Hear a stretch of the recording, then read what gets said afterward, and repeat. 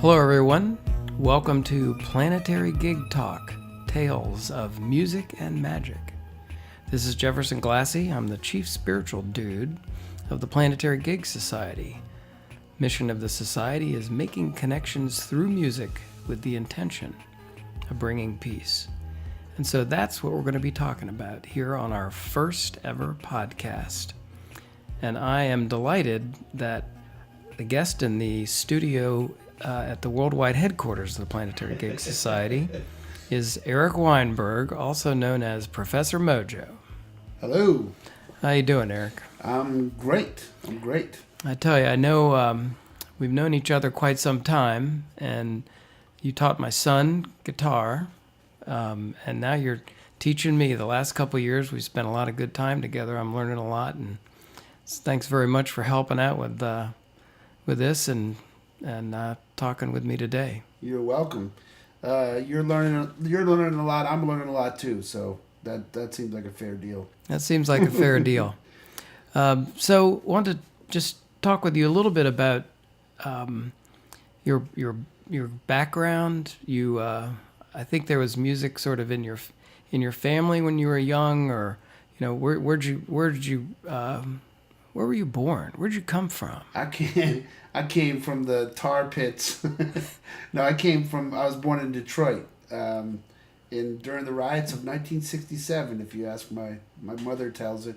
Wow, Motown. Yeah, Motown. And apparently there was, according to her, there was broken windows in the hospital. It was a pretty bad riot. So, but out of that, I don't remember anything bad.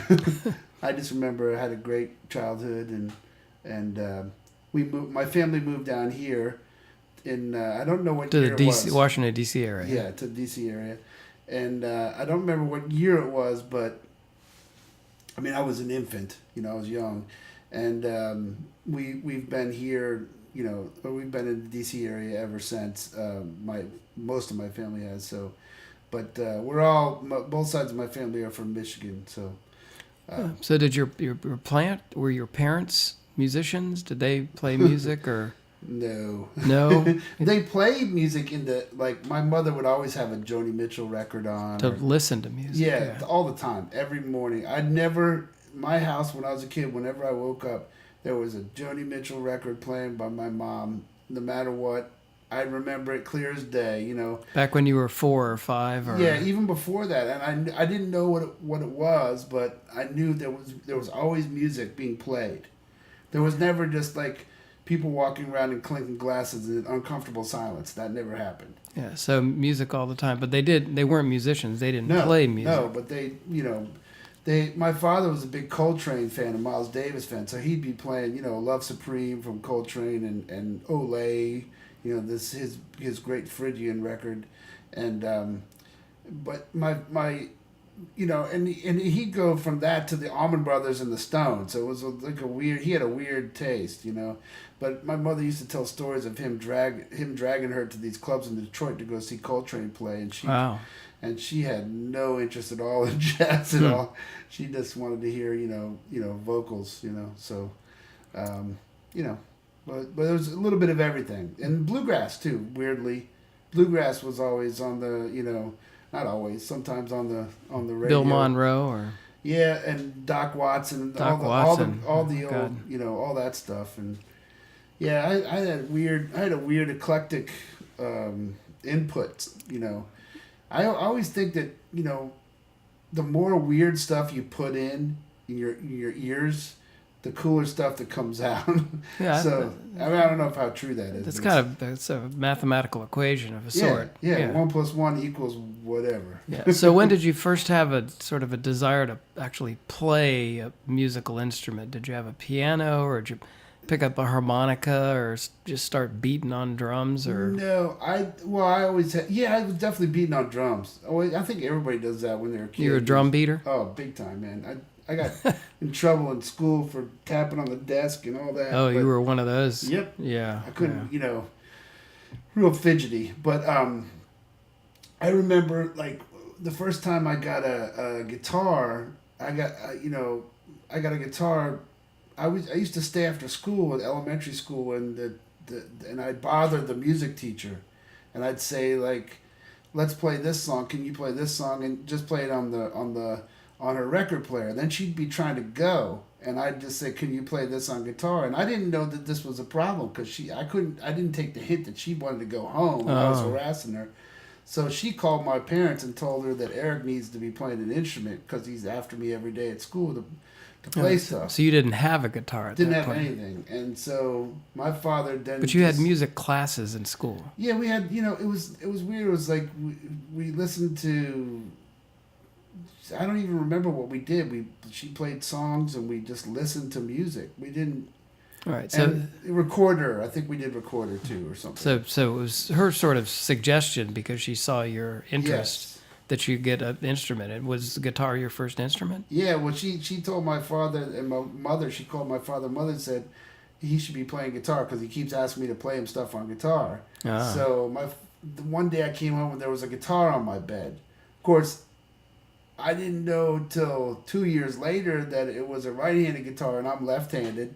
So I've been playing right-handed guitar for 2 years, not knowing that there was a difference. Was that the tooth fairy that left, or the guitar fairy who left that for you? The guitar fairy. That was an uncomfortable pillow swap right there. So you just picked it up and started noodling? Yeah, I picked it up, started noodling, and I went and took lessons down the street. And I went to Charlie Bird's Music House. Now, you know Charlie Bird, right? Yeah, yeah. And I went to his house, and it was in this alley behind a Giant, I think, in D.C. on like 48th or something street. I don't even remember. But down by the Jewish deli there and then there's a Giant facing the other way. I don't even know what it is, but it was in an alley, and I remember it just, you wouldn't know there was a store there in a million years, so it's kind of a shocker that it went out of business. So. And do you remember the first song you played, or what grabbed you really? Oh, I remember playing like something. My buddy played drums, and up to then I was learning out of the Lennon and McCartney book, which was fine, learning all the Beatles tunes. And I remember I didn't really care that much about it. It was fun. It was something I did, but there was no like fire in it because my teacher was like the most apathetic guy in the world. I mean, he might not have had a pulse. I'm serious. This guy he was barely alive. But I remember when my buddy said, "Hey, I play drums. Come on over," right? So I brought my, amp over and set up at his house, and I started playing some power chords or something, and I think it was Freebird or something, some silly song, and I thought we were gonna be famous. Like, just when we played, it sounded so good when he played drums and I played guitar. I thought, oh my God, the world's about to get knocked on their ass, and on their mule, on their burro, whatever. What did you have a teacher who was teaching you chords and all that sort of thing, or did you? We weren't doing that yet. He taught me some power chords. And we were working on the Lennon and McCartney book. That's it. And it was cool, but I was bored with it. So I kind of learned stuff. I figured out stuff on my own, and then I finally changed teachers. That was a big deal. When I changed teachers, the second teacher was awesome. I mean, he showed me all the stuff, and he had everything, They say that the teacher can be really important. I totally believe that. If there's not a chemistry between you and the teacher, it's kind of a waste, know. If you don't have that thing, that I don't know what it is. I just know it when I have it. So a lot of times when you're learning something, and you have a teacher.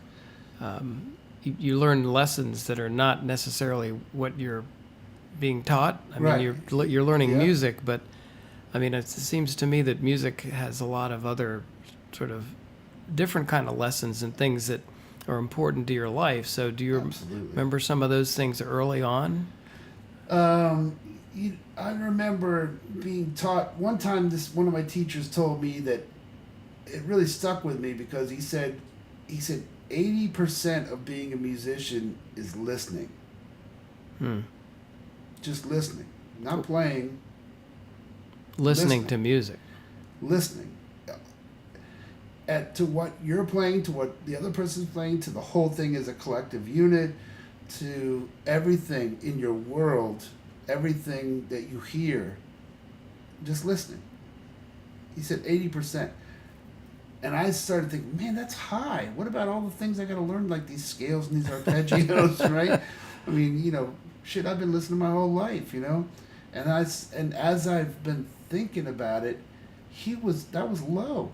It was probably Really? It's probably more like 90% because it's everything. You when you learn something on an instrument, you're learning how to get sound out of that instrument. It becomes really technical. But that's not why you're not learning an instrument to make sound. You're learning an instrument to make music. Right.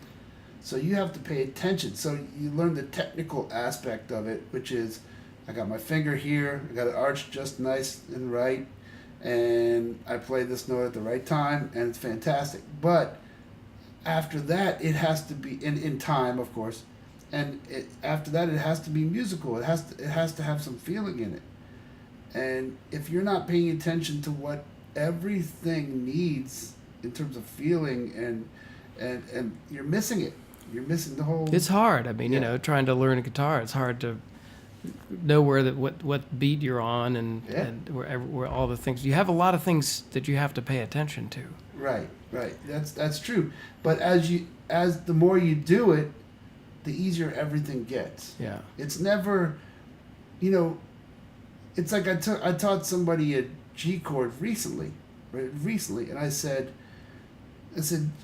I know this chord is hard for you, but I just want you to know there's probably 1 million, and that's conservative estimate, tunes with G in it in the world. Mm-hmm. There's probably billions, I don't know. And when you get good at G, you've now learned one part of every song that has G in it, right? And it's going to come back again and again and again. So there's a certain amount of basic information you need to start. And then, you need to know how to count and keep time, and you need to know how to hold your fingers correctly. But it all starts becoming easier and easier and easier, and before you know it, you're doing a lot of things without thinking. And that's when you start playing. Yeah. And playing and practicing are completely different things. Practicing is, you're basically trying to do something you can't do yet, right? Right. Playing is when you're doing it and there's not a lot of thought involved.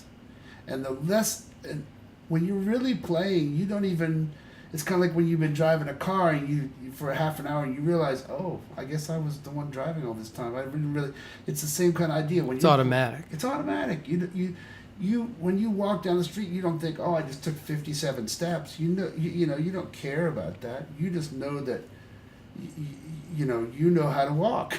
Yeah. So there's a book by a guy named John Powell from the UK, Why He Loved Music. I forget exactly the title. But he was talking about talent. Yeah. He said everybody thinks that there are these different levels of talent, Right. but really, from studies they've done, there's not that much. I mean, it really is how much you practice, and in Right. addition to that, deliberate practice, not Right. just playing stuff and noodling Right. around, but Yeah. doing things you haven't done before. Right. So when you were, you're talking about you're in your teens and you were playing with your friends. I guess you must have been doing practicing too. But at what point did you decide that you wanted to kind of do more of this and never stop playing music? Or when was there a time when a switch went off and you said, "Man, I got to do this, and I'm not doing anything else different"? Or how was it for you? All I know is I don't know if there's a time that I had like an epiphany. Earth stopped or epiphany.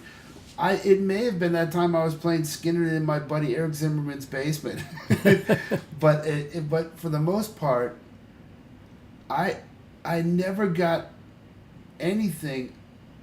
I'm never happier than when I'm playing, and I mean never, and I mean. I'm not saying, when I'm with my daughter, I love being with my daughter and my family. Don't get me wrong.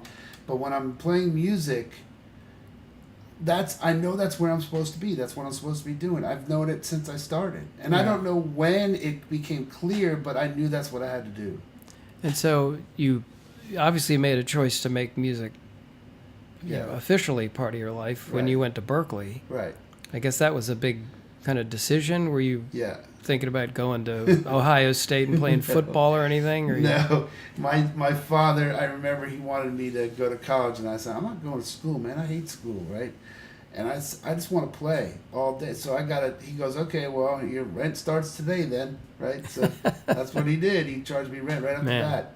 And then, which is totally fair looking back, but so I had to get a job, and I got a job at like working at some gas station, and when I'd get the 11 to 7 shift, 11 p.m. to 7 a.m., and I just practice it all the time. And then I realized, you know what, this sucks. I'm making nothing. And, it's cool that I get to practice so much, but I'm making nothing. So I decided, I guess I'll go to college, but I only wanted to go to one school. I heard about Berkeley and all the people that went there, and that's the only one I wanted to go to. So I applied to one school. Wow.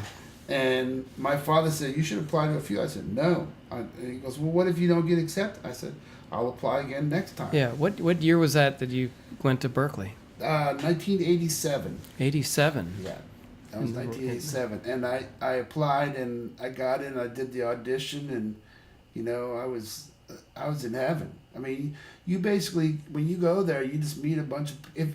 There's a lot of people that aren't like you. There's some people that are kind of kidding themselves, thinking that because most of the people there, you want to be a rock and roll star? Yeah, they just thought, well, I can jam it or something. I don't know what they thought, but there was so many people there that, one of my instructors Herb Smith, this great instructor, told me that, if you don't have to be doing music, you shouldn't do it. And I thought that was another genius thing to say, because there's no, and he didn't mean like have to because you got to pay for your meal. He meant you need to have to do it, it to be happy, right? If you're not doing it, you need to do it, to be happy in order to really get something out of it, to do it for a living. Yeah. So the music is obviously powerful, and we recognize that it cuts across all sorts of different human endeavors and beliefs, but what do you think kind of gives it that power, or what is the power that you felt within you that kept got you involved, kept it going, and keeps it going to this day? I mean, do you have a way to describe it? I mean, I suppose, how many things without words, even just without words, when you hear somebody playing and you get chills up your spine, what else does that to you? You hear somebody playing an amazing solo, and it makes you, or just, it doesn't even have to be a solo. It could be a band playing, there's this tight groove or something, and it'll make your body move. You don't have control of your body. It'll make your foot move.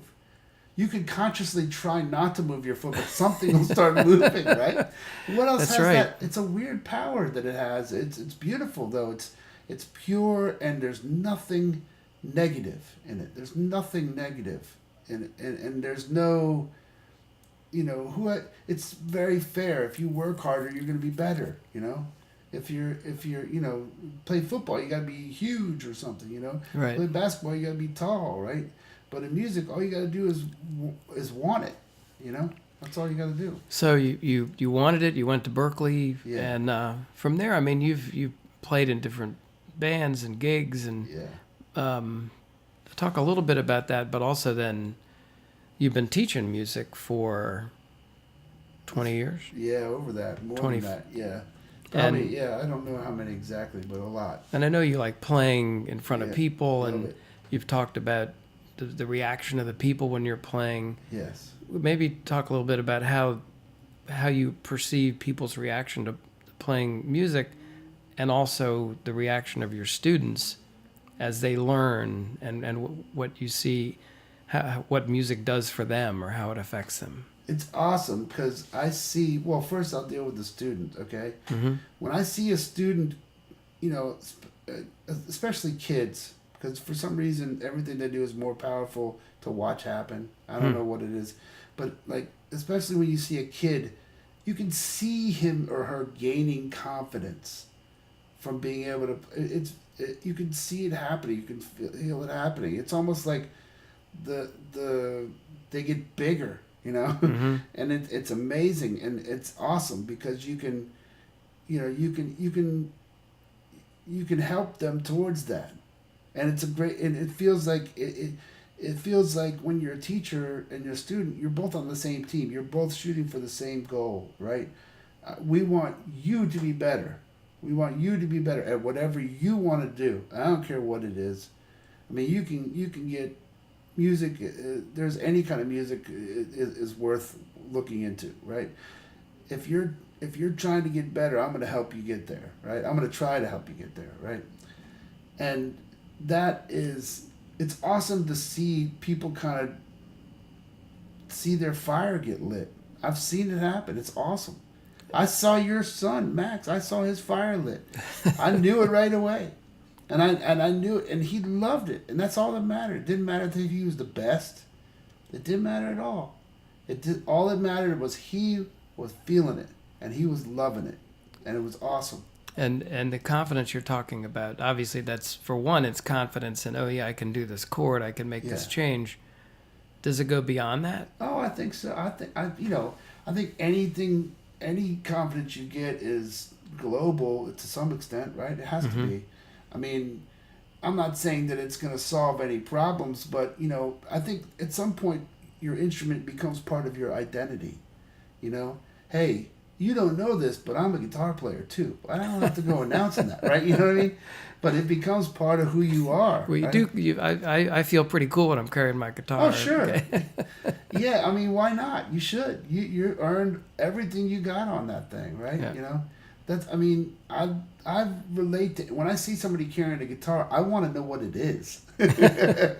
I want to know is that like, oh, what is that, a Gibson? Oh, what is that?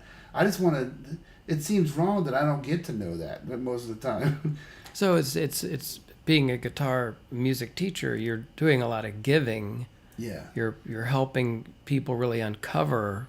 Yeah. What they can do.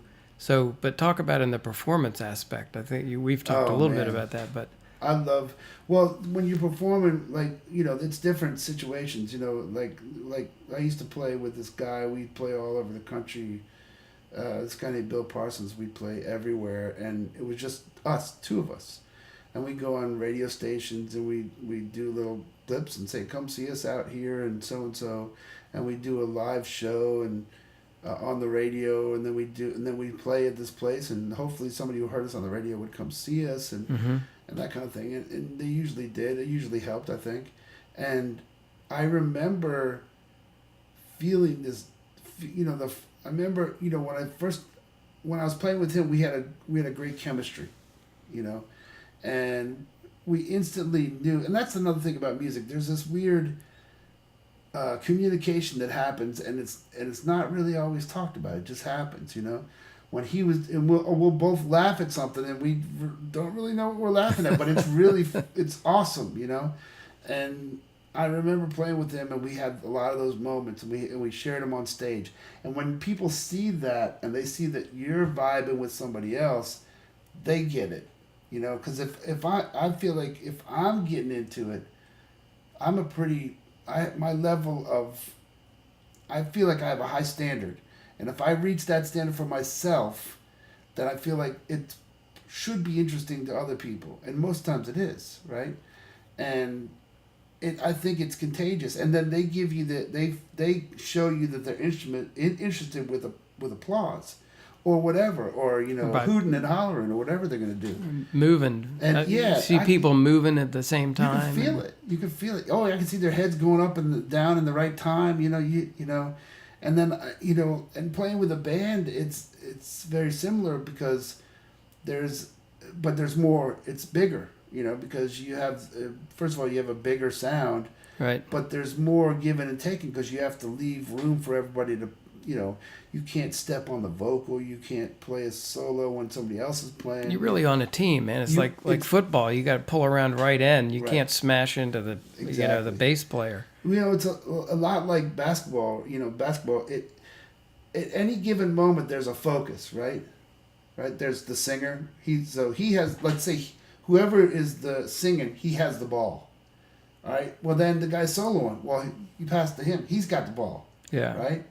And the guy does a riff real quick. Throw it to him, and he does a drum riff, and then he throws it back to the bass player. Do, and then you throw it back, and then it is a teamwork. Everybody's working together. We're moving with the ball, moving without the ball, and you're trying to, and we're not even trying to score it. That's the weird thing. But it just, there's an analogy that there's a one focus. You know, you hear music as a whole, but you also focus on one thing at a time, right? You listen to the whole product, the whole, everything happening. So you're listening, and your peripheral ears, I guess, always hear the whole picture, but there's one thing you're always focused on no matter what. And that's the ball. That's whoever has the ball, right? And that's, you have to listen to figure out who's got the ball. Right, there you go. You can see, I guess, too, sometimes. Yeah, I suppose you can, but you're listening more important. Yeah, listening is 90, 85, 90%. I don't know what it is. So other examples or incidents you've observed about really how music affects people, the power of music, what...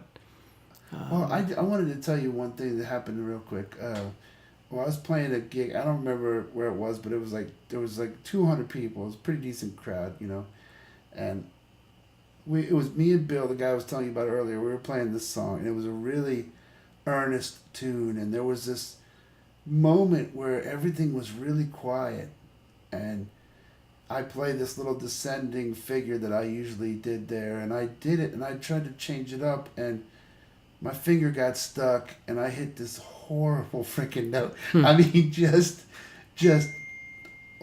whoops, like that. But I hit a horrible note, and it was a total clamp, and my eyes were closed, and I was leaning down. I was really feeling it, right? And then I just look up, and I see the guy in the front row, and he goes, "Don't worry, nobody heard it." And the audience just bursts into laughter, right? Because, of course, everybody heard it, right? Right. It was horrible. And that guy totally diffused that moment, right? And he just, he didn't want me to give a shit. He just wanted me to keep going. I could tell, right? Yeah. So, it was, I always tell people, don't worry about making mistakes, because people don't really care that much. As long as you're going for it. You're not being you're not, as long as you're trying to give it your best, they can tell, Yeah. And they're rooting for you. So I have really been blown away, impressed, amazed recently as I've been studying a lot of this music and the brain, the research they've been doing, all these things. Yeah. But part of the Planetary Gig Society effort is to act as a catalyst maybe for having some intention by musicians, by people who like music, to take that power of music and do something good with it. And I think there are a lot of people doing these types of things. I mean, Bono, Right. Yo-Yo Ma, but we're at a pretty tough time in our world now, our political world. Yeah. What do you have any thoughts for what you'd like to see people doing or talking about, or ways that we can really have more people understand about the power of music and actually do something good with this amazing tool that we have, and that there's so many amazing musicians who play fabulous music? Yeah, I noticed there's a lot of, you notice you watch a band play, and there could be white and black people and Hispanic and whoever, Asian and every different kind of person there is, and nobody cares, right? So in music there is none of that. It really exists, it really doesn't. It's all about how good you are, or if you're bringing it, or if you're trying, it has nothing to do with whether you're a banker or a nurse or nothing. Yeah. You gain no edge. You have no, and that is awesome, right? That is a meritocracy, right? Mm-hmm. It's as close as it gets, I think, in some ways, and I love that about music. I remember this place in Boston, this little hole in the wall, literally. in Boston called Wally's, and you go down there, and guys would get on stage and jam and jazz, and if you weren't good, man, they would boo you to smithereens, man. And get off stage, guys be yelling at you, and if you were awesome, everybody'd stand up and go crazy, right? It doesn't matter. It didn't matter what you looked like, none of it. Didn't matter where you're from. Could you bring it? Could you do it? And that's all that matters. I don't know any place.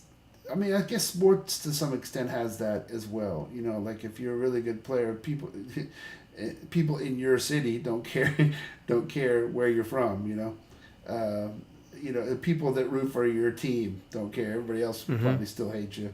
But I noticed that they're, you know, one of the most racist-free zones in the world is music. And I suppose sports as well to some extent, but I think even more so music, because, you know, there's no rooting against people in general. You know, there's no competition going on. You know. Yeah. So I think it's a safe place for people to be who they are. You know, and I think instead of you know, counties and cities and you know, states and provinces. Cutting music education, I think we need to find more places for it, because it's a place where music is a place that is understood that none of that stuff matters. None of it. Mm-hmm.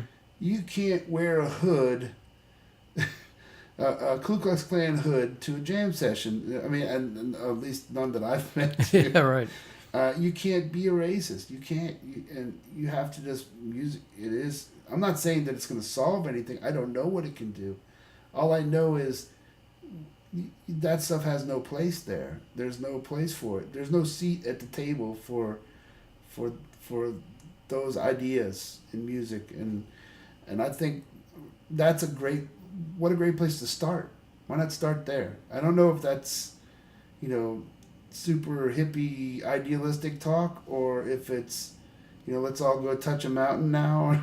Yeah. But I do believe that there is something there, and I've never felt any kind of negative feeling, like a racist feeling or any kind of weird cultural feeling when I'm playing music ever. You know. So more music would be good for people. Why not? I mean, it's definitely, you know, it's definitely better than more guns, you know, right? More music is better than more guns. That sounds good. You can quote me on that. Yeah. Well, no, that's really, really fascinating. It's been great talking with you. I think we had some good ideas. I did know some of those things about you and about your past, but I've been enjoying learning guitar with you, and thanks for taking the time to talk with me today. And thanks for having me. Enjoyed it. Yep. So that's the first episode, everybody, of Planetary Gig Talk, Tales of Music and Magic.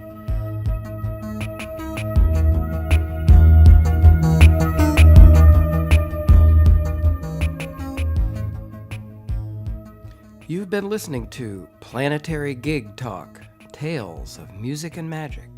I'm your host, Jefferson Glassy, Chief Spiritual Dude of the Planetary Gig Society. We talk with musicians and others about the power of music and how we can use music to help create a better world. Please check out our website, www.planetarygigs.org, for information about some of the organizations promoting music, resources about the power of music, including movies, books, articles, and new research on music and the brain. We do welcome your support.